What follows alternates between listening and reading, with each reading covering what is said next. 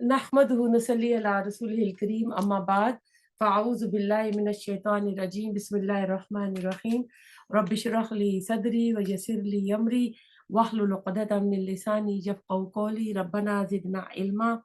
पारा नंबर 3 और आयत नंबर 253 से करेंगे। लेकिन इस आयत का जब हमने दूसरा पारा कंप्लीट किया था तो उसकी आखिरी आयत मैंने आप लोगों को बताया था कि इसकी अगली आयत के साथ इन दोनों का जबरदस्त लिंक है।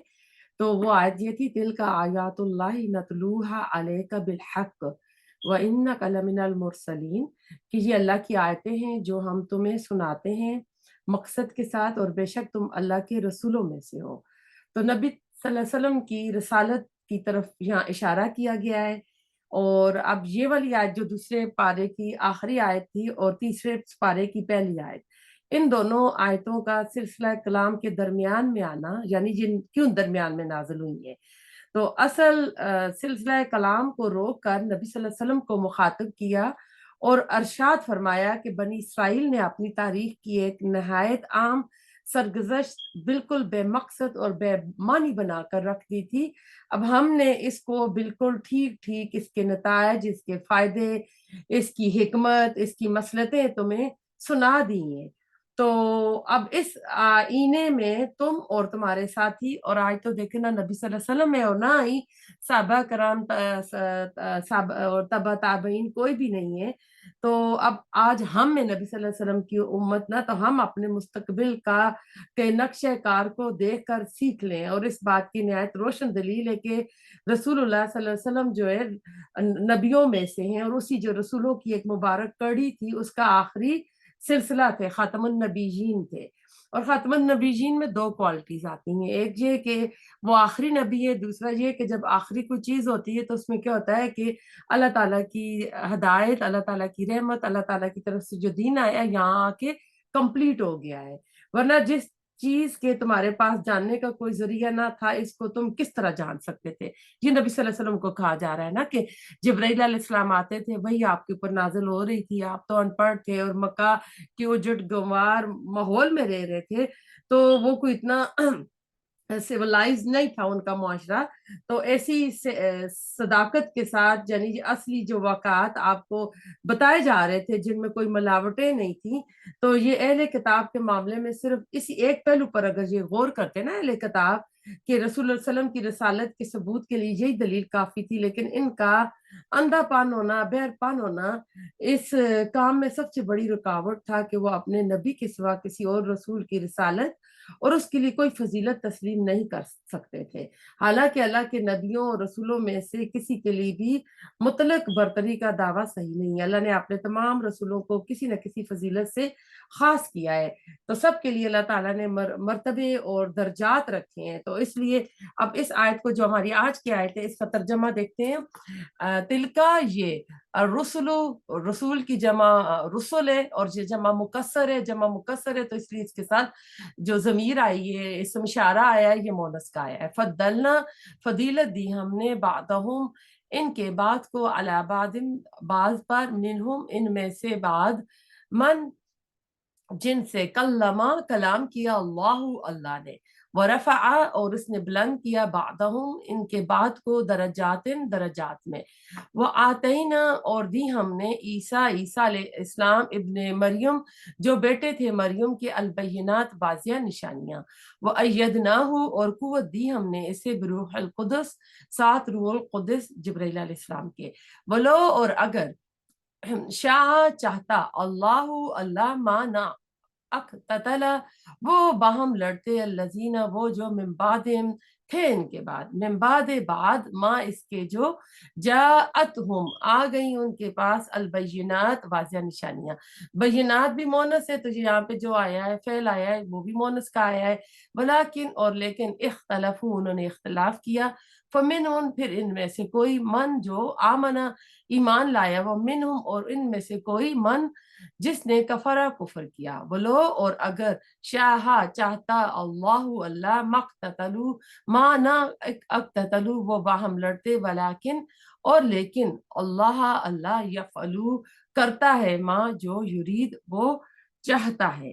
तो یہ رسولوں کی جماعت جن کا ذکر ہوا انک لمن المرسلین، جو دوسرا پارہ ختم ہو رہا ہے، تو اللہ تعالیٰ نے بعض کو بعض پر فضیلت دی ہے، اور ان میں سے کسی سے اللہ تعالیٰ نے کلام کیا ہے۔ موسیٰ علیہ السلام سے اللہ تعالیٰ نے براہ راست زمین پر کوہ طور کے مقام پر کلام فرمایا۔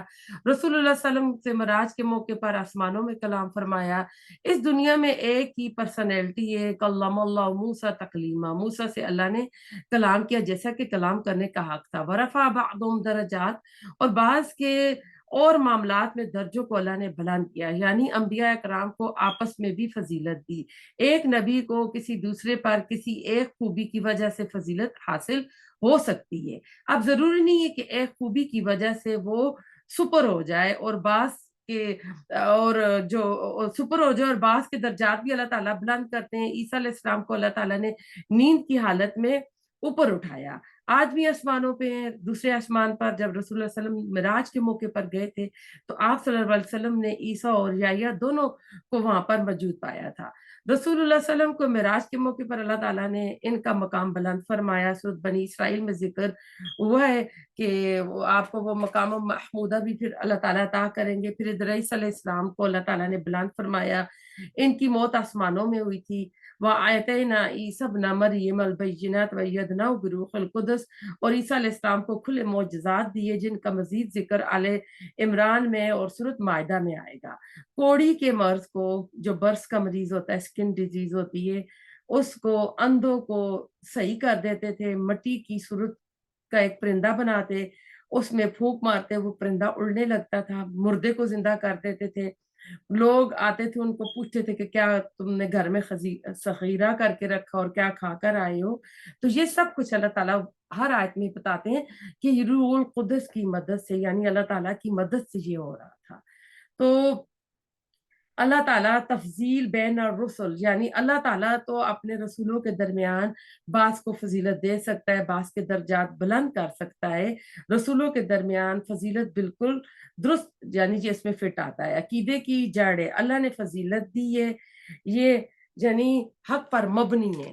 اور ایک اور عقیدہ ہے تفریق بین الرسل، یعنی تفضیل بین الرسل ہے، تفریق بین الرسل، فرق کر دینا، چند پر ایمان لانا اور چند پر ایمان نہ لانا، یا کسی ایک نبی کی فضیلت بیان کرنا کہ کسی دوسرے کی فضیلت نہ ہو، یعنی اس طرح کی بڑائیاں بیان کرنا کہ دوسرے آپ نبی کو نیچے کر رہے ہوں۔ یہ بعض اوقات حرام، بعض اوقات کفر کے درجے پر ہوتا ہے۔ سورۃ البقرہ میں آگے ہی آئے گا لا نفرق بین احد من رسلی، کہ رسولوں کے درمیان ہم فرق نہیں کرتے۔ جس طرح رسول اللہ صلی اللہ علیہ وسلم پر ایمان لانا ایمانیات کا حصہ ہے ورنہ کفر ہوگا، بالکل اسی طرح ہم تمام انبیاء کرام پر ایمان لاتے ہیں، اور جو ایک انکار کرنا جو ہوتا ہے وہ کفر ہوتا ہے، اور یہی پھر تفریق بین الرسل میں آ جاتا ہے۔ یہ عقیدے کی خرابی سابقہ امتوں میں آ چکی تھی۔ یہود اس عقیدے کے قائل تھے، عیسیٰ ابن مریم کو نہیں مانتے تھے، ولد الزنا کا انہوں نے ٹائٹل دے دیا، اور آخر قتل کرانے میں بھی انہی کی سازش تھی جب اللہ تعالیٰ نے ان کو آسمان پہ اٹھا لیا تھا۔ عیسائیوں نے رسول اللہ صلی اللہ علیہ وسلم کا انکار کیا، اور یہود نے بھی کیا، اور مسلمانوں کو حکم ہے کل آمن باللہ والملائکۃ وکتبہ ورسلہ لا نفرق بین احد من رسلہ۔ تو ہم کو یہ حکم ہوا ہے اللہ اور رسولوں کے درمیان تفریق کرنا۔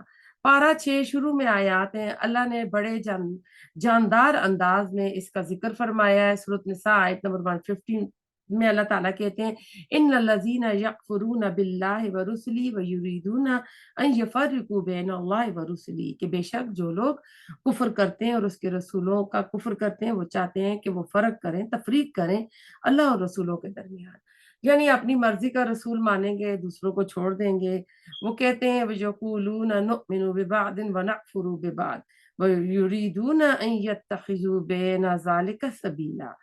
تو جو اللہ کو مانے گا وہ ہر رسول کو مانے گا، یہاں جو اللہ کو مانے گا اللہ کی بات کو نہ مانے گا، بعض رسولوں کا انکار کرے گا، درمیان کا راستہ مراد اپنی مرضی کی رسالت وہ چاہے گا، تو اس طرح کام نہیں بنے گا۔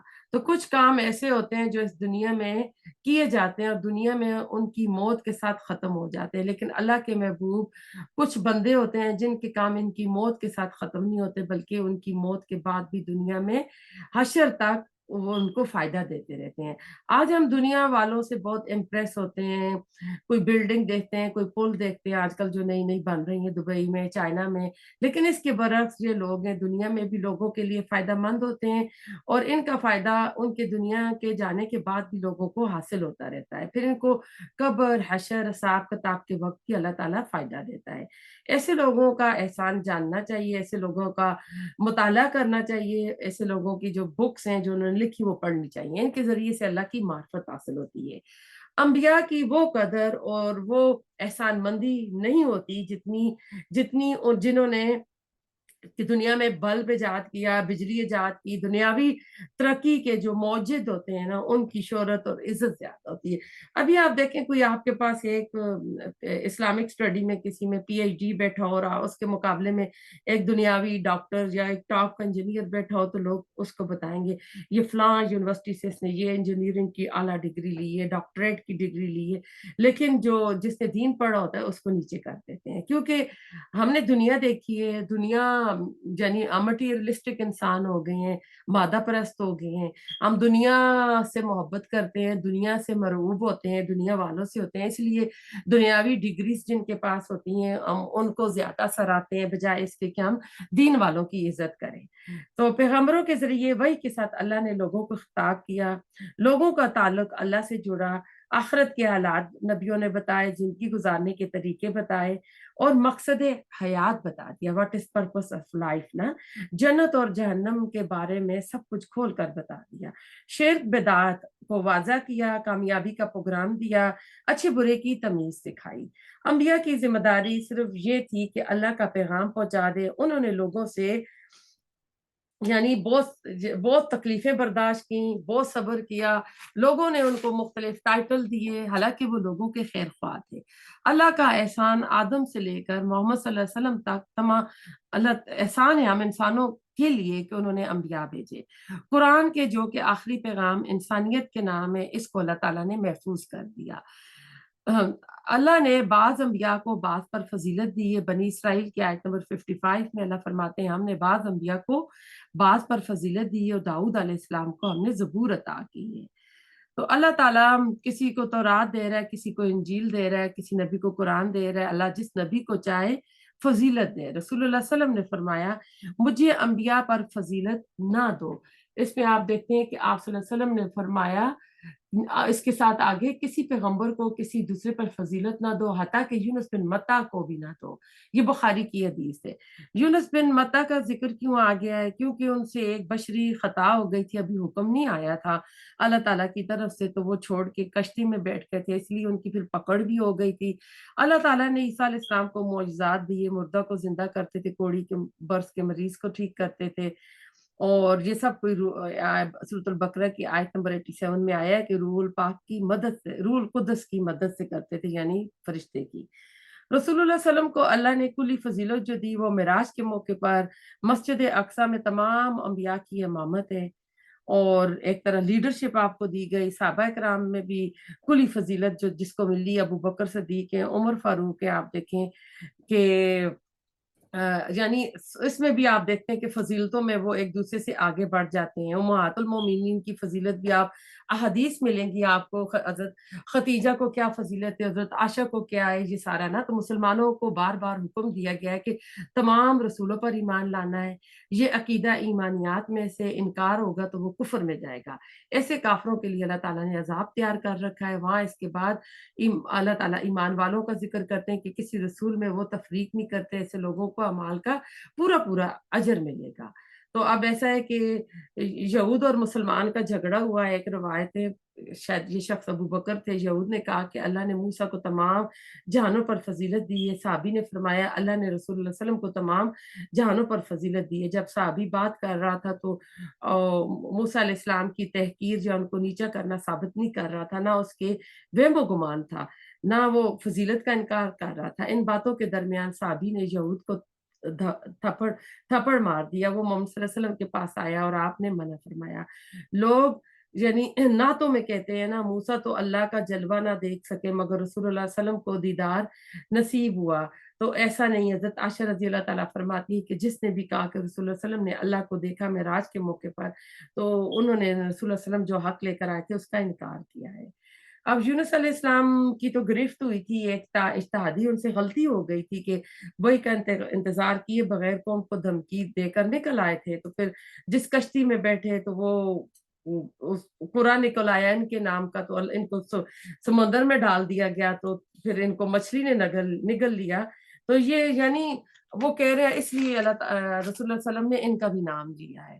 تو اگر یونس علیہ السلام کے بارے میں اللہ کہتے ہیں ہمیں ان الفاظ کے ساتھ نہ پکارتا تو مچھلی کے پیٹ میں اس دن نکلتا جب مردے قبروں سے نکلیں گے، یعنی قیامت کے دن تک وہ اسی مچھلی کے پیٹ میں رہتے۔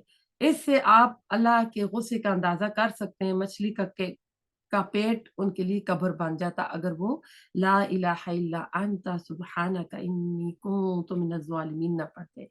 جس قوم کو دھمکی ملی تھی اللہ نے اس قوم کا عذاب بھی ٹال دیا، کبھی ایسا نہیں ہوتا کہ عذاب آئے اور ٹال جائے۔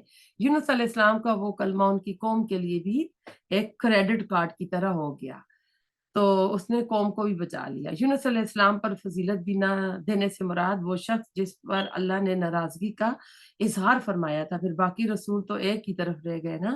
آپ نے فرمایا قیامت والے دن جب اللہ تعالیٰ مجھے اٹھائے گا تو میں دیکھوں گا مجھ سے پہلے ہی موسیٰ علیہ السلام عرش کا پایا تھامے کھڑے ہوں گے۔ مجھے نہیں معلوم وہ بے ہوش بھی ہوئے تھے یا نہیں، یا پھر مجھ سے پہلے ہوش میں آ گئے تھے۔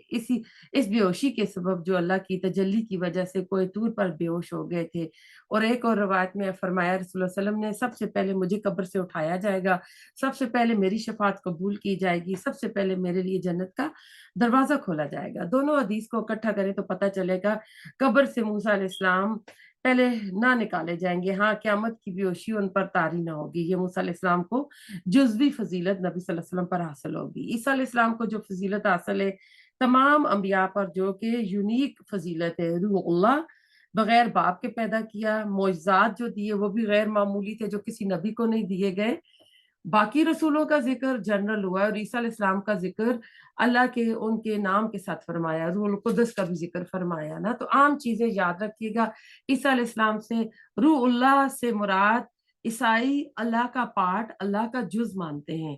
روح اللہ سے مراد اللہ کی تخلیق ہے، روح اللہ کی مخلوق ہے۔ ایک اور چیز جو کہ خطرناک ہے، اسلامک ہسٹری میں معتزلہ ایک فکرہ گزرا ہے اعتزال سے۔ اعتزال کہتے ہیں این تازال، ٹوٹ کر گرنا، الگ ہونا۔ خلیفہ مامون الرشید کو اسی عقیدے پر قائل کر لیا گیا تھا کہ کلام اللہ جو ہے وہ اللہ کی مخلوق ہے۔ امام احمد بن حنبل بھی اس کی زد میں آئے تھے، امام تیمیہ بھی آئے تھے، اور ان کو جیلوں میں بھی ڈالا گیا تھا۔ ان دونوں کا عقیدہ قرآن، وہ کہتے تھے قرآن اللہ تعالیٰ کی صفت اللہ کا کلام ہے اور قرآن اللہ کی مخلوق نہیں ہے۔ عیسائی کہتے تھے کہ تم کہتے ہو عیسیٰ اللہ کا کلمہ ہے، قرآن میں کہا گیا ہے اللہ کی صفت کلمہ ہے، تو صفت ہمیشہ اللہ کے ساتھ ہے اور عیسیٰ بھی ہمیشہ اللہ کے ساتھ ہے۔ بہت ہی خطرناک بات بنتی ہے۔ تو اگر عیسیٰ مخلوق ہے تو کلمہ بھی مخلوق ماننا ہوگا۔ علم الکلام کی بحث اس میں ہوئی نا، انہوں نے اس سے یہاں سے متزلہ گروپ جو تھا یہ اس میں یعنی آگے بڑھا، یعنی جب عیسیٰ نہ تھے تو کلمہ طلح بھی نہ تھے۔ آل عمران میں عیسیٰ کی مثال اللہ تعالیٰ نے ابن آدم کی دی ہے، اور انہوں نے کہا ہے کہ کلمہ کن فیکون سے ان کو پیدا کی ہے، اس لیے انہوں نے حق میں وقت کو قائل کر دیا تھا، اور اسی عقیدے کو حکومتی سطح پر لے آئے تھے۔ جو یہ عقیدہ نہ رکھتا تھا مذہبی زبردستی جبر کر کے اس سے امپلیمنٹ کرایا جاتا، اگر وہ اس کے اوپر اپنے عمل نہ کرتا نا تو اس کو جیل میں ڈال دیتے تھے۔ اس میں امام ابن تیمیہ بھی جیل میں رہے، امام احمد بن حنبل بھی رہے، ایون امام بخاری کو بھی اس میں لے آئے تھے۔ علمی بحث میں کوئی مسئلہ نہ تھا لیکن حکومتی لیول پر ٹھیک نہ تھی۔ تو آج آپ دیکھیں معتزلہ کا نام مٹ چکا ہے، لیکن امام احمد بن حنبل، امام تیمیہ جو ہے پی ایچ ڈی میں ان کے جو پورے تھیسس ہوتے ہیں وہ پڑھائے جاتے ہیں۔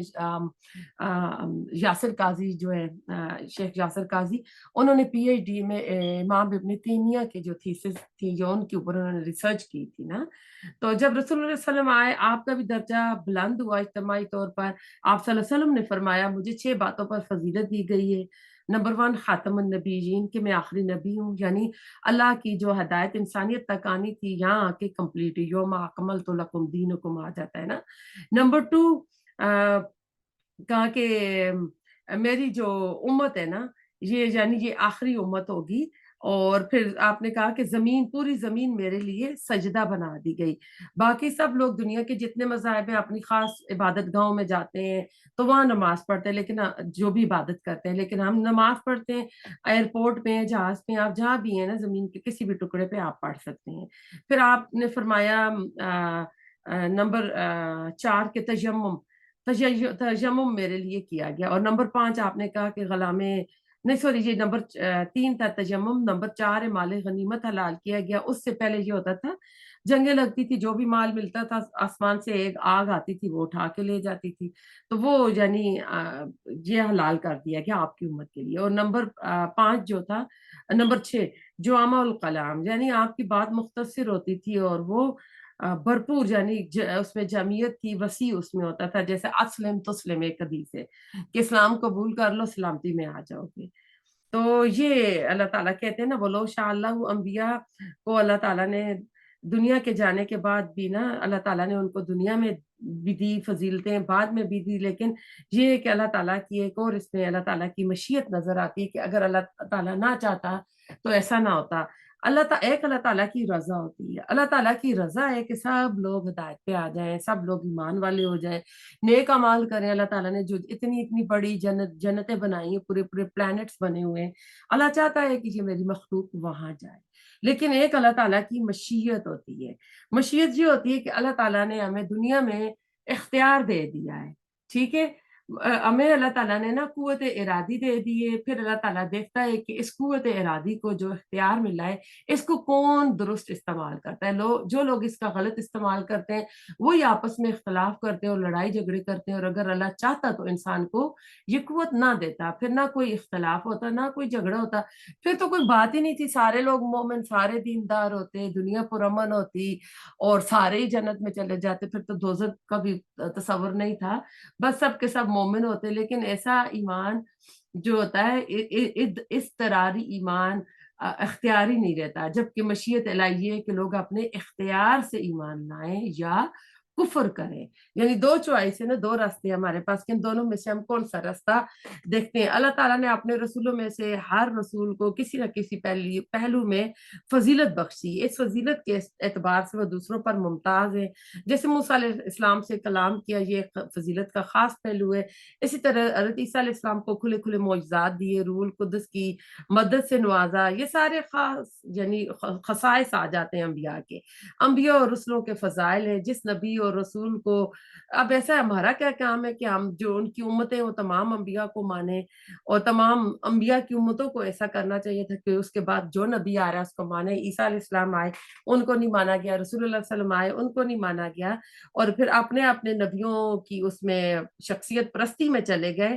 تو یہی چیز دیکھیں آج نا ہمیں بتاتی ہے نا کہ آج بھی اگر کوئی ادارہ، کوئی انسٹیٹیوٹ، کوئی مدرسے پڑھاتے ہیں نا تو وہ اپنے شاگردوں کی اس طرح کی تربیت کرتے ہیں، پڑھائی کے دوران ہی اس طرح کا ان کو سکھایا جاتا ہے کہ وہ اسی ادارے کے ساتھ جڑ کر رہ جاتے ہیں اور وہ اسی استاد کے ہو کر رہ جاتے ہیں، یعنی شخصیت پرستی کے جال میں ان کو ڈال دیتے ہیں۔ اب دیکھیں آپ یہاں پڑھ رہی ہیں، آپ جہاں جائیں، جہاں جا کر جائیں آپ پڑھ سکتی ہیں، سن سکتی ہیں، لیکن کچھ ادارے ہیں وہ دوسری جگہوں پہ جانے نہیں دیتے۔ اگر کوئی دوسرا آ جائے اسکالر یا کوئی درس دینے والا تو اس کا درس نہیں سنیں گے کہ یہ تو ہماری جماعت، ہمارے انسٹیٹیوٹ میں سے نہیں ہے نا، یا اپنا اتنا حد سے زیادہ احترام کرائیں گے کہ وہ اسٹوڈنٹ دل میں ان سے ڈریں گے اور وہ آئیں گے تو وہ کھڑے ہو جائیں گے ادب اور احترام سے۔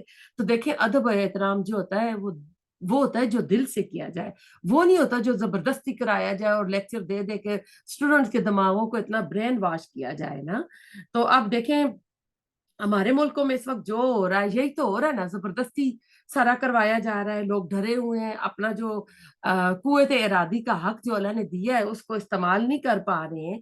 تو اس لیے یہ نبی صلی اللہ علیہ وسلم کے بارے میں آتا تھا، آپ نے کہا تھا کہ میں نا آپ لوگوں کی طرح عام انسان ہوں، جب میں مسجد نبی میں آؤں تو ایسا تھا شروع میں صحابہ کرام کھڑے ہوتے تھے، آپ نے منع فرمایا، آپ نے کہا کہ نہیں میں بھی تم طرح کا انسان ہوں، میں آیا کروں تو میری تعظیم میں کھڑے نہ ہوا کرو، اور آپ نے کہا یہ تو کیسو کسرا کرتے ہیں رومن اور جو پرشین ہے، یہ لوگ اپنے بادشاہوں کی تعظیم میں کھڑے ہوتے ہیں، استقبال کرتے ہیں، تو اسلام میں ایسا نہیں ہو، یہی چیز ہم نے دیکھی، ہماری استاذہ ہیں میری ڈاکٹر فرحت ہاشمی، ان سے بھی پڑھا ہے میں نے، تو ان کے بارے میں جب یہاں بھی آتی تھی تو کوئی ہم کو نہیں کہتی تھی کہ کھڑے ہماری میری تعظیم میں کھڑے ہوں، ایون جو جس اپنا الہدا میں جو پڑھاتی ہیں تو ان کے بارے میں مشہور ہے کہ جب آ رہی ہوتی ہیں تو رستے میں کسی کا پیپر گرا، کسی کی کوئی چیز گری، وہ بھی اٹھاتی ہوئی آتی تھی، یعنی انسان کے اندر اتنی عاجزی ہونی چاہیے، اتنا روب دبا نہیں ہونا چاہیے کہ میں آپ کی ٹیچر ہوں، میں بڑا وہ پتہ نہیں آسمان سے اترا ہوا بندہ بن گیا ہوں، کیا ہو گیا ہوں کہ اب کسی محفل میں لوگ باتیں کر رہے ہیں اور ان کی استاد آ جائے تو وہ کھڑے ہو گئے اور جو بندہ بات کر وہ حیران پریشان کہ اس کی بات بھی پوری نہیں سن رہے ہیں، تو ایسا نہیں ہونا چاہیے، استاد ہے، عام انسان ہے، کوئی غیر کوئی آسمان سے اتری کوئی مخلوق یا ایلین تو نہیں آ گیا ہے نا، تو ایسا نہیں ہونا چاہیے، ایک نبی نے اپنے لیے ایسا نہیں چاہا تو ایسا نہیں کرنا چاہیے۔ تو اب ایسا ہے کہ اللہ نے انسان کو دنیا میں آزادی دی ہے، اختیار دی ہے، دنیا میں آزمائش بھی ہے، اتنی خوبصورت اتنی اٹریکشن ہے اس کے اندر، تو اللہ تعالیٰ کائنات میں جتنی بھی چیزیں ہیں وہ اللہ تعالیٰ کا حکم مان رہی ہیں، اور اللہ تعالیٰ نے ان سے کہا تھا توہن یا کرہن ہاؤ، تو انہوں نے کہا تھا کہ ہم توہن آئیں گی، یعنی خوشی سے ہم جو بھی اللہ تعالیٰ کی اطاعت اور فرمان برداری یہ کریں گے، لیکن اب ایک انسان ہے نا، یہ انسان اور جن دو مخلوق ہے، اللہ تعالیٰ ان کے بارے میں کہتا ہے کہ میں نے ان کو نا اپنی عبادت کے لیے پیدا کیا ہے، لیکن یہی دو جو مخلوق ہیں یہی آپس سے باہر ہو جاتی ہیں، آج لوگ ائمہ کرام علماء کے بارے میں جھگڑتے ہیں، تفریق بین العلماء بھی کفر ہے، اگر علماء کے درمیان اب دیکھیں مسلک بن گئے نا، امام حنیفہ حق پر ہے، انہیں مان لو، اب ہمارے جو انڈیا پاکستان والے ہیں حنفی مسلک کے قائل ہوتے ہیں، اب عرب والے جو ہیں وہ جو خاص کر سیریا ملک ہے وہ لیتے ہیں امام شافی کی لیتی ہیں، عرب والے امام مالک کو لیتے ہیں، اور یعنی یہ سارے مختلف اس میں چلتے ہیں، لیکن یہ ایسا نہیں کرنا چاہیے کہ ایک ہی مسلک پر ہیں اور دوسروں کو جو کہتے کہ وہ حق پہ نہیں تھے، آپ اگر سامنے تین چار راستے ہوں، آپ کو ایک پر جانا ہے، ایک پر چلنے کو، تو تین کو ریجیکٹ کرنا پڑتا ہے، ادب کا تقاضا یہ ہے کہ آپ اگر ایک راستہ لے رہے ہیں تو دوسرے کو غلط نہ کریں، دوسرے کا کفر نہ کریں، جس کی دلیل مل گئی اس کی بات مان لو۔ ان چاروں علماء نے کہا تھا کہ ہم نے جو اس وقت تحقیق کی، گھوڑوں اور اونٹوں پہ جا کے حدیثیں لی، اپنے ملک چھوڑے، وہاں سے یہ آئے، کوئی کہاں سے نکلا کوئی کہاں سے نکلا، یہ عرب نہیں تھے، تو انہوں نے کہا کہ آپ جو ہیں اس کے بعد اگر آپ کو صحیح حدیث مل جاتی ہے تو ہماری بات کو دیوار پر دے مارنا، لیکن آج کتنے جھگڑے ہو رہے ہیں، اپنے اپنی مسلک کی مسجدیں بن جاتی ہیں، کسی ایک مسجد کو گھسنے نہیں دیتے، اور اذانیں ہو جائیں نہیں یہ ہماری مسجد کی اذان نہیں ہے، نہیں نماز پڑھنے کے یہ بندہ ہماری مسجد کا نہیں ہے، تو ایسا نہیں ہونا چاہیے نا، تو جس کی دلیل مل گئی ہے اس بات کو مان لو، کسی کی شخصیت یا مسلک کی وجہ سے صحیح دلیل کو کبھی ریجیکٹ نہ کرو، ناموں میں شخصیت پرستی میں مت پڑو۔ مثال آپ کو ایک دیتی ہوں، اگر کوئی ایک ہی امام کو مانتا ہے، کسی ایک امام کی فقہ میں دین کے بارے میں چیپٹر پورے نہ ہوئے تو پھر کیا ہوگا؟ اگر دیکھیں وراثت کی بات نہیں ہے تو کیا ہوگی؟ ہمارے سامنے یہ فور اسکول آف تھاٹ جو ہے نا، چار امام جو ہیں یہ چار سٹورز کی حیثیت رکھتے ہیں، اگر آپ ایک ہی کو لیتے ہیں تو پھر کیا ہے کہ پھر وہ بات نہیں بنے گی۔ آپ دیکھتے ہیں نا، آپ دیکھیں ہمارے ہاں تو ہر ویک کے ہر سٹور کی پرائسز آ جاتی ہیں، یہ چیز فلاں سٹور میں سستی ہے، یہ فلاں میں، تو آپ کیا ہے آپ کبھی کبھی دو سٹور میں بھی جاتی ہیں نا، وہ فلاں پہ یہ بٹر سیل پہ لگا ہوا ہے، فلاں پہ یہ لگی ہوئی ہے، تو جا کے اکٹھا لے آتے ہیں، دیسی گھی بنا رہے ہوتے ہیں، خاص کر جب رمضان آ رہا ہوتا ہے، ایک دوسرے کو بھی بتاتے ہیں۔ تو اب یہ نا کہ یہ بالکل یہی ہے کہ فقہ میں جب آپ فقہ پڑھتے ہیں تو آپ کو حدیث اور قرآن سے رہنمائی نہیں مل رہی ہوتی، تو پھر آپ ان امام کی جو ہوتی ہیں ان کی رائے لیتے ہیں، اور ان میں بھی پھر اتھینٹک اپینین راجے کول کو لیا جاتا ہے، یعنی میجورٹی کا کیا کول تھا نا۔ تو اب دیکھیں مہر کے بارے میں، حنفی مسلک کے مطابق 32 روپے بنتے ہیں، نبی صلی اللہ علیہ وسلم نے اپنی بیوی کو کچھ ओकिया चांदी दी थी।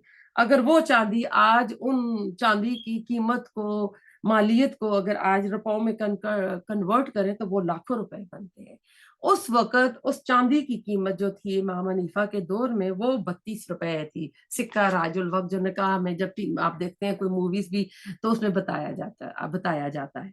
तो अब इससे आपको पता चल गया होगा कि ना तो अंबिया के दरमियान हमने तफरीक करनी है, ना ही हमने उलमा के दरमियान करनी है। हमने सब के दरमियान जो है ना रखनी है कि अल्लाह ताला ने एक नबी को दूसरी के साथ अल्लाह ताला ने फजीलत दी हुई है।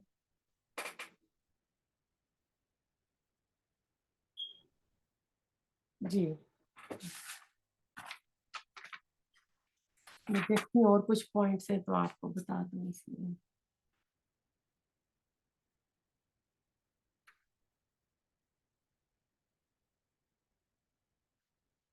जी, आयत नंबर चलते हैं हमारी आज की 50, आई थिंक 54 है आयत नंबर। या अय्युहल्लज़ीना, ए लोगो आमनो जो ईमान लायो, फिकू खर्च करो, मिम्मा इसमें से जो रज़क़नाकुम रिज़्क़ दिया हमने तुम्हें, मैं कबल इससे पहले अन के यतिया आ जाए योमुन वो दिन, ला नहीं बे उन कोई खरीदो फरोख्त, फी इसमें वला और ना खुल्लतन कोई दोस्ती, वला और ना शफा कोई सिफारिश, वल काफिरून और जो काफिर है, हम जालिमून हम वही जालिमून वही जालिम है। अल्लाह ही माबूद है, यानी अल्लाह ताला इसमें बता रहा है कि मैं यानी ए ईमान वालों ईमान ले आए हो तो अल्लाह ताला को ही अपना मबूद बरहक रखो। और अल्लाह ताला इसमें मजीद बता रहे हैं कि खर्च करो इससे पहले कि वो दिन आ जाए कि जिस दिन कोई दोस्ती, कोई रिश्तेदारी, कोई किसी को नफा नहीं देगी। तो अब आप देखें आयत का जो जो मजमून है सूरत बकरा के आखिर रुकू में जो चल रहा था और दरमियान में मैंने आपको बताया था कि रोक कर नबी सल्लल्लाहु अलैहि वसल्लम को कह के ये दो आयत कही गई हैं, तो फिर सिलसिला वही खर्च करने पे आ गया। रुपए पैसों की बातें हो रही थी। दो तरह के हुक्म थे, एक किताल का हुक्म था, तालूत जालूत का, उसमें हमने सारा जिक्र पढ़ा। दूसरी बात अनफाक फी सबीलिल्लाह हो रही थी, अमली यानी उसकी दी गई खूबसूरत अंदाज में ईमान वालों कहकर पुकारा गया है इसमें कि खर्च करो। कताल के लिए माल की जरूरत पड़ती है, माल हमारे पास है, अल्लाह का दिया हुआ है, ये अल्लाह ने हमको दिया है। यानी हम ये अल्लाह अगर ना चाहता, कितने लोग हैं जिनके पास माल नहीं होता, तो हमें जो भी नेमतें मिली हैं अल्लाह ताला की तरफ से मिली हुई हैं। तो हमारे पास जिस तरह दुनिया में हम बैंक में पैसे डिपॉजिट कराते हैं ना, अगर हम अल्लाह के रास्ते में खर्च करते हैं तो हम आखिरत के बैंक में वो डिपॉजिट करा रहे होते हैं। जब हम दुनिया में आए तो हक ना था, माल भी ना था, यानी हमारे पास कुछ भी नहीं था। अल्लाह ताला ने माँ बाप दिए, फिर अल्लाह ताला ने जो भी बच्चे फैमिली मिली, अल्लाह ताला ने सब सब चीजों से हमको नवाजा। तो अल्लाह ताला कहता है कि इन सब को जो मैंने तुम्हें दी है इन सबको अपना ना समझो, बल्कि ये औलाद भी ना अल्लाह की दी होती है, वो उसको भी अल्लाह के रास्ते में आता है रिस्क में ना। तो क्यामत के दिन हिसाब होगा, 5 सवाल होंगे क्यामत के दिन के। माल कहाँ से कमाया, नंबर 1, नंबर 2 कहाँ खर्च किया। जिस तरह वर्कर वर्कर जाए दूसरे शहर मालिक की तरफ से तो वहां काम ना करे और ना यानी अपने सैर सपाटे करते रहे, तो डांट तो मिलेगी ना कि तुमने टिकट दिया, होटल दिया, तो हमारा माल था, तो ये तुम क्या कर रहे हो ना। तो और फिर ये ना जवानी कहाँ गुजारी और क्या किया, ये यानी क्यामत के सवाल हैं। तो हम तो दुनिया में कहते हैं ना मेरा माल, मेरे बच्चे, और अक्सर कमाते भी हमें तो दुनिया के लिए ना। एक आदमी लड़का जब पैदा होता है तो उसके पैदा होने की खुशी होती है, उसके बाद तो पूरी जिंदगी उसकी कुर्बानियों से भरी होती है। पहले माँ बाप को कमा के दे रहा है, फिर बहनों के लिए कर रहा है, शादी हो गई तो बीवी के लिए कर रहा है, फिर बच्चों की तालीम, बच्चों की शादियां, और अपनी जात पे वो खर्च नहीं करता, सारी उम्र वो जी औरतों पे ही खर्च कर रहा होता है। साहबा साहबा कराम को ये हकीकत समझ आ गई थी, वो खर्च करते रहते थे। आप सल्लल्लाहु अलैहि वसल्लम नमाज कायम करने वाले थे, इमामत के लिए आप खड़े हुए, लेकिन फौरन आपके घर, वही आपको पता है जहाँ घर जाते हैं मस्जिद नबी में जहाँ रसूलुल्लाह सल्लल्लाहु अलैहि वसल्लम का रोजा है, वहीं वो रोजा जहाँ आपकी कब्र है वही हजरत आयशा का उजरा होता था रजी अल्लाह ताला अन्हा का। تو آپ سونے کا ٹکڑا لے آئے، تو آپ نے کہا کہ مجھے خیال آ گیا، تو آپ نے اقامہ ہو گیا تھا، امامت کے لیے کھڑے تھے، لیکن آپ نے وہ سونا صدقہ کیا۔ تو اللہ کھانے اور پہننے سے منع نہیں کرتا، وہ کپڑے جو ہم استعمال نہیں کر رہے، وہ زیور جو ہم نہیں استعمال کر رہے، گھر میں وہ کمرے، وہ حصہ، وہ برتن ہمارے، وہ ڈنر سیٹ، وہ چیزیں جو استعمال نہیں ہو رہی ہیں، ان کا حساب ہوگا۔ ہمارا مسئلہ ہے ہم نے ایکسٹرا ڈپازٹ کر رکھا ہے، گھر میں ایکسٹرا سامان کر رکھا ہے، تو اپنی اپنی اپنی کلوزٹ وارڈروب چیک کریں اور سوچیں کہ میں آج رات مر رہی ہوں تو میں قبر میں کیا ساتھ لے کر جاؤں گی۔ یہ چیز اگر آپ رکھو گے نا تو آپ بہت ساری اپنی کلوزٹ کی چھانٹی کرو گی، اور آپ غریبوں کے لیے بہت سے کپڑے نکال کر دے دو گی۔ آپ دیکھیں جو 2 سال ہو گئے، سال ہو گئے، آپ نے کپڑے نہیں پہنے ہیں، تو وہ نکال کے آپ صدقہ کرتے جائیں۔ قیامت کے دن بلکہ موت کے وقت سمجھیے کہ وہ ان چیزوں، دنیا میں ہم چیزیں لاتے ہیں نا، ان کی ایکسپائریشن ڈیٹ ہوتی ہے نا، تو ہماری بھی موت آئے گی، اچانک آئے گی۔ دنیا کی چیزوں پہ تو ایکسپائریشن ڈیٹ لکھی ہوئی ہے، بندہ واحد وہ سمجھے کہ چیز ہے جس کے اوپر ایکسپائریشن ڈیٹ نہیں لکھی ہوئی ہے، وہ صرف اللہ تعالیٰ ہی کو معلوم ہے۔ تو اب ایسا ہے کہ وہ جب ڈیٹ آ جائے گی نا، تو پھر اس وقت کیا ہوگا، سورۃ مومنون میں 18واں پارہ شروع ہوتا ہے، آیت نمبر 99 سے شروع ہوتی ہے کہ وَإِذَا جَاءَ أَحَدُهُمُ الرسل کے لفظ اللہ تعالیٰ نے استعمال کیے ہیں فرشتوں کے لیے۔ موت کے فرشتے جب کسی کی روح قبض کرنے آتے ہیں تو وہ ان کو کہتے ہیں نا کہ تو چلا جا، واپس چلا جا، لعلی اعمل صالحا، تاکہ میں نا صالح عمل کروں۔ تو سورۃ منافقون کی آیت دیکھیں، مومنون میں سوال وہ کہتے ہیں چلا جاؤ عمل کروں، سورۃ منافقون کی آیت نمبر 9 میں آگے فَيَقُولُ ربی اصدقت، کہتا ہے کہ میں اللہ تعالیٰ میری موت کو ڈیلے کر دو تاکہ میں صدقہ کروں، میں نیک بن جاؤں۔ تو وہاں سورۃ مومنون میں یہ جواب آتا ہے کلا، ہرگز نہیں، اللہ کسی نفس کو مہلت نہیں دیتا جب اس کی اجل آ جاتی ہے، یعنی جب موت کے فرشتے آ جاتے ہیں تو پھر کوئی فائدہ نہیں ہوتا۔ تو ہمیں تو کچھ پتہ نہیں ہے، تو اپنی زندگی میں اپنے ہاتھوں سے صدقہ کریں، بعد میں جو آپ کی وارث جو اٹھا اٹھا کر چیزیں پھینکتے رہے، اور آپ کو پتہ ہے ہر بندے کی اپنی پسند، اپنا ٹیسٹ ہوتا ہے، وہ اپنی مرضی کے رکھتے ہیں۔ اب ہم نے جو فرنیچر رکھے ہیں، ہم لوگوں نے تھوڑے کلاسک قسم نے رکھے ہوتے ہیں، بچوں نے جو رکھے ہوتے ہیں وہ آج کل کے فیشن کے مطابق جو چیزیں چل رہی ہوتی ہیں وہ رکھی ہوتی ہیں۔ تو ان کو ہمارے نہ فرنیچر چاہیے ہوتے ہیں، نہ ہماری جو چیزیں چاہیے ہوتی ہیں، وہ تو اٹھا کے نا چیریٹیز کو دے دیتے ہیں۔ جس طرح کرنسی تبدیل ہوتی ہے نا، تو کسی کے گھر سے پرانے نوٹ کچھ پتہ نہیں تھا نکل آتے ہیں، تو وہ صرف کاغذ کے ایک ٹکڑے رہ جاتے ہیں نا، بیکار ہو جاتے ہیں۔ تو اسی طرح یہ چیزیں بھی بیکار ہو جائیں گی نا، تو وہ نوٹ جو ردی کی ٹوکری میں جائیں گے نا، تو مرتے ہی ہمارے اکاؤنٹ بھی نا اسی طرح سیز ہو جائیں گے۔ جیسے ہوٹل کے کمرے کا کارڈ ملتا ہے نا، تو جس دن آپ نے چھوڑنا ہوتا ہے اس دن وہ کارڈ بیکار ہو جاتا ہے 12 بجے کے بعد۔ سورۃ معارج میں اللہ تعالیٰ کہتے ہیں اللہ سے یعنی اللہ سے درخواست کریں گے دوزخ والے عذاب سے بچنے کے لیے کہ میں اللہ تعالیٰ یہ خرچ کر دوں، وہ خرچ کر دوں، تو اللہ تعالیٰ کہتے ہیں کہ وہ دن ہوگا ولا خلتن، کہ کوئی دوستی، جو دنیا میں دوست تو کام آ جاتے ہیں لیکن قیامت کے دن کوئی کام نہیں آئے گا۔ سورۃ معارج میں آتا ہے اس میں نا کہ اس دن کنبا کمبیلا وہ کہے گا کہ میں نا اس کو فدیے میں دے دوں اور اپنے آپ کو بچا لوں۔ ایک اور آخری پارے کی آیت ہے یوم یفر المرء من اخیہ امی ابی و صاحبتی و بنی، کہ وہ قیامت کے دن نا اپنے دنیا میں تو جیکے شوہر اپنی بیوی کو بچا لیتا ہے، بیٹے کو بچا لیتا ہے، ماں بیٹی کو بچا لیتی ہے، اس پہ کوئی آنچ نہیں آنے دیتی، لیکن قیامت کے دن یہی رشتے ایک دوسرے کو نہ پکڑائیں گے، آگے رکھیں گے۔ بیٹی ماں کو پکڑائے گی، ماں بیٹی کو پکڑائے گی، ایک دوسرے کے دشمن بنے ہوئیں گے۔ وہ اتنا ایسا دن ہوگا نا، تو وہ جو ہوں گے اس دن یہ کہیں گے نا کہ کاش ہم، یعنی اس دن مجرم چاہے گا کہ کاش قرآن میں ہی آیا کہ میں فدیوں میں نا اپنے بیٹے کو دے دوں، اپنی بیوی کو دے دوں، بھائی کو دے دوں، کنبے اور کمبیلے کو دے دوں، پھر ایک جگہ آئے گا میں ساری زمین دے دوں فدیوں میں بچا دوں۔ لیکن اللہ نے دنیا سے ہم سے جو تقاضا کیا ہے، اللہ تعالیٰ نے بہت چھوٹا سا کیا ہوا ہے۔ اللہ تعالیٰ کے احکامات پہ اگر دنیا میں عمل کر لیں، اللہ ہمارے پورے مال نہیں مانگتا۔ اللہ کہتا ہے 2.5% زکوٰۃ سال کے بعد دے دو اگر اس مال پہ سال گزر گیا ہے۔ صدقے کرو، صدقے جو زندگی میں ہر روز ہر مہینے کر سکتے ہو، اللہ تعالیٰ کے راستے میں ایکسٹرا خرچ کرتے جاؤ، اور یقین کرو آپ جتنا خرچ کرتے ہو اس سے زیادہ آپ کو اللہ تعالیٰ واپس لوٹا دیتا ہے۔ آپ دیکھیں یہ مال، زیور، لائف سٹاک، جانور، جتنی چیزیں اس پر اللہ تعالیٰ نے अल्लाह ताला ने जितना मर्जी आप रखो, लेकिन जितनी ज़कात है, जितनी फ़र्ज़ है, वो उसके ऊपर देते जाओ ना। एक इस्लाम की ज़रूरत होती है अल्लाह के रास्ते में, और दूसरा एक हमारा मुस्तक़बिल होता है ना। हमारे पास सहाबाए किराम की मिसालें मौजूद हैं, ग़ज़वाए हो रहा था तबूक, तो हज़रत अबू बकर सिद्दीक़ घर का सारा सामान ले आए थे। रसूल सल्लल्लाहु अलैहि वसल्लम ने पूछा कि घर में किसको छोड़ कर आए हो?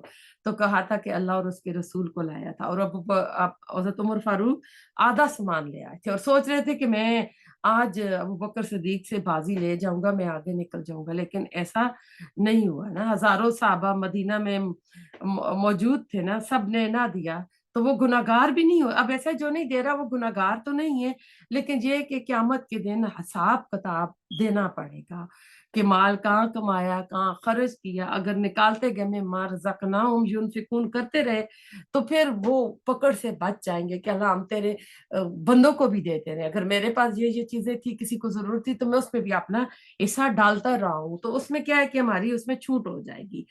तो आखिरत में कोई ऐसी बात ना होगी, बल्कि कुरान में अगर कोई ज़मीन बार सोना भी दे दे अपने आप को आखिरत के हिसाब से बचाने के लिए, तो ऐसा नहीं कर सकेगा। क्यों? कि क़यामत के दिन की करेंसी, उसका जो क्रेडिट कार्ड है, वो आपकी नेकियां और बदियां होगी। शफाअत भी है, लेकिन शफाअत भी अकीदा सही होगा तो तब आएगी। आएगा आगे आयतुल कुर्सी आ रही है, उसमें वाज़ेह तौर पर बताया जाएगा ना। तो कोई जुर्रत नहीं कर सकता कि सिफारिश करे अल्लाह के इज़्न से ना। तो अल्लाह, अब जो लोग कहते हैं ना मैंने बेटे को हाफ़िज़ बना लिया, या हमारे हम तो जी सैयदों की औलाद हैं, हमारे तो बड़े बुजुर्ग वली औलिया थे, हमें बचा लेंगे, या ऐसा नहीं है। आपको पता है फरिश्ते भी सिफारिश करेंगे, सिफारिश बरहक है, लेकिन किसकी करेंगे? जिसको अल्लाह ताला हुक्म देगा। दुनिया में तो सिफारिशें पहले होती हैं ना, बाद में फैसले होते हैं, लेकिन क़यामत का दिन ऐसा है कि उस दिन पहले फैसले हो जाएंगे। ये जहन्नम में चला गया, वो जन्नत में चला गया, उसके बाद सिफारिशें होंगी, और आखिरी बंदा जो जहन्नम से निकाला जाएगा, वो सोचेगा कि जन्नत में मेरे लिए जगह ही नहीं होगी। लेकिन जन्नत इतनी बड़ी, ये सितारे जो बना रहे हैं ना, ये कह रहे हैं कि कायनात इतनी जो है वसी हो रही है, तो क्या पता यही जो सितारे कहते हैं ना, जन्नत में एक बंदे का घर ऐसा होगा जैसे सितारे होते हैं, और एक दूसरे से ऐसे दूर भी होंगे, तो एक बंदे को एक पूरी पूरी प्लेनेट मिलेगी। तो हमें वहां पे जो इतनी चीजें मिलनी है, दुनिया का तो हकीर सामान है, किसी वक्त खराब हो सकता है, हाथ से निकल सकता है, बैंक हो सकता है बंदा, मर गया तो सारा दुनिया ही में रह गया।